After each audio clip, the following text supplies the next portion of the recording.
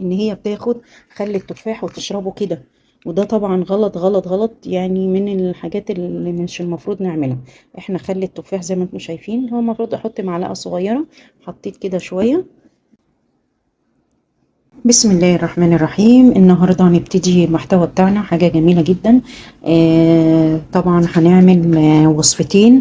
الوصفتين مهمين جدا جدا، ويمكن كمان 3 وصفات مهمة. وأنا أنتوا عارفيني أنا معوداكم على الحاجات الطبيعية اللي أنا جربتها عن نفسي وجابت نتيجة، فحبيت إن أنا نتشارك مع بعض في الحاجة دي، لأن أنا عارفة طبعا في ناس كتير قوي قوي بتحب تنزل وزنها من غير ما تضغط على نفسها في موضوع الدايت، لان الدايت ده بيقلق ناس كتيرة، وفي ناس كتيرة ما بتحبش تمنع نفسها عن اكلات كتيرة او تمشي على نظام اكل، فبالتالي في البعض بيبقى تعبان نفسيا من هذا الموضوع.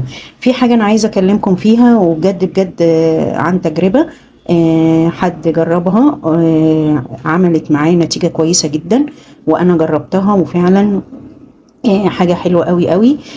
حاجة بتنزل الدهون، وحاجة طبيعية، وحاجة اورجانيك بيور، ما فيهاش اي مواد حافظة، حاجة كده طبيعية بس لازم نحتفظ بيها في التلاجة طبعا. زي ما انتم شايفين اهو معايا دلوقتي خل التفاح الأورجانيك الطبيعي العضوي. ده كده الخل التفاح ده عضوي جميل جدا جدا جدا، بينزل الأرداف وبينزل منطقة البطن، وبينزل المنطقة السفلية اللي هي بتبقى فيها السمنة جامدة جدا. ومهما نعمل دايت وشنا وجسمنا من فوق ينزل إلا المنطقة دي، فبالتالي دكاترة الدايت يقولك لازم نلعب رياضة، لازم نمشي كتير علشان المناطق دي تنزل. وفي كمان معظم الدكاترة بيستسهلوا ويقولك ان احنا نعمل عمليات زي الشفط وحاجات بالليزر وأجهزة تتحط على الأماكن دي، وطبعا الأجهزة دي زي ما هي مضرة زي ما هي بتنفع وبتدي نتيجة بسرعة طبعا أكيد ليها أضرارها. فاحنا دلوقتي المنتج ده زي ما انتم شايفين انا هقربه عليكم اهو عشان تعرفوا تقروه. خل تفاح عضوي خام غير مفلتر، الوزن يعني هي دي 500 جرام، نص كيلو يعتبر. المكونات خل تفاح عضوي خام غير مفلتر، نسبة حمض الخليج لا تقل عن 5%، المنشأة أسبانيا، مستورد يعني بس بجد بيجيب نتيجة هايلة جدا جدا جدا. احتفظ بيه في التلاجة. هي الزجاجة دي 500 جرام ممكن تقعد معاكي شهر شهر ونص، حاجة جميلة جدا. وتتفرجي بقى على مش هتلاقي فيه بطن، مش هتلاقي فيه المكان اللي هي الأفخاذ دي بتنزل جدا جدا. الدهون اللي هي معقدة دي خلي التفاح كفيل ان هو يعمل. يلا بينا نخش على وصفتنا دلوقتي. في خل تفاح ناس بتستخدمه على الريق، وفي ناس بتستخدمه بعد الاكل. انا عن نفسي بستخدمه بعد الاكل، لان على الريق بيبقى جامد جدا، وممكن الواحد يتقيأ او يحس كده بارتجاع لما ياخد خل التفاح على الريق. في ناس بقى طبعا بغلط مخطئة، بمعنى ايه؟ ان هي بتاخد خل التفاح وتشربه كده، وده طبعا غلط غلط غلط، يعني من الحاجات اللي مش المفروض نعملها. احنا خلي التفاح زي ما انتم شايفين هو المفروض احط معلقة صغيرة، حطيت كده شوية معلقة صغيرة، واروح جايبة المية بتاعتي عادي مثلجة مفيش اي مشكلة.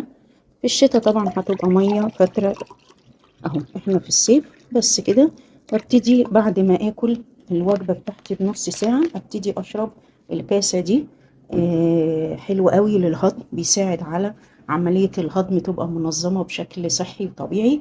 حلو قوي، بينظف في القولون، وده بالتالي انتوا عارفين ان القولون بيبقى ليه مشاكل كتيرة. ممكن انا يجي لي صداع يبقى سبب قولون، مش شرط سبب ان انا ما اكلتش كويس، بسبب ان انا ما نمتش كويس الصداع. لا، الصداع ليه حاجات كتيرة ممكن يجي منها، ومن اسباب الصداع برضو من ضمنها القولون. فانا دلوقتي بنظف القولون وبنظف الجهاز الهضمي، وبعمل بقلل الدهون اللي في جسمي بخل التفاح الاورجانيك.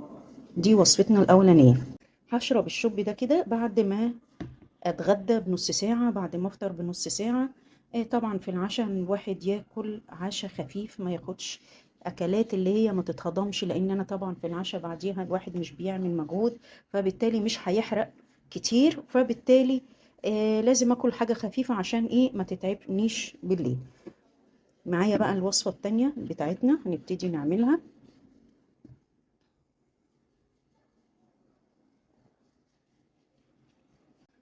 هنبتدي بقى وصفتنا التانية، والوصفة دي بجد بجد هتدعولي عليها. اولا الوصفة دي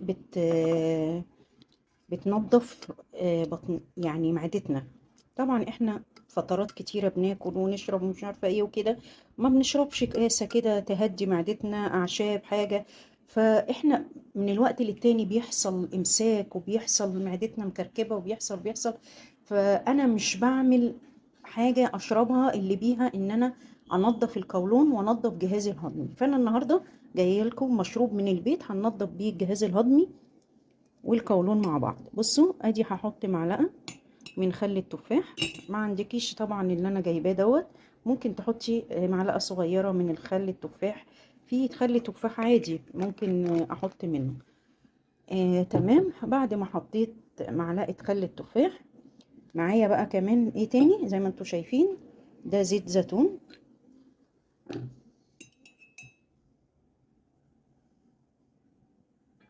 هحط كده معلقة زيت زيتون. الوصفة دي جميلة جدا كمان للناس الممسكة اللي عندها بتعاني من إمساك كتير، وطبعا علشان مش بتاكلوا حاجات تلين معاكم زي السلطة الخضراء أساسي، مش الطماطم والخيار، لا الورقيات الخضراء جميعها. يعني لازم الحاجات دي بتبقى ملين طبيعي، أحلى من إن أنا أخد برشام. معايا كمان المكون الثالث، يعني حاجة جميلة جدا، وهو عسل النحل.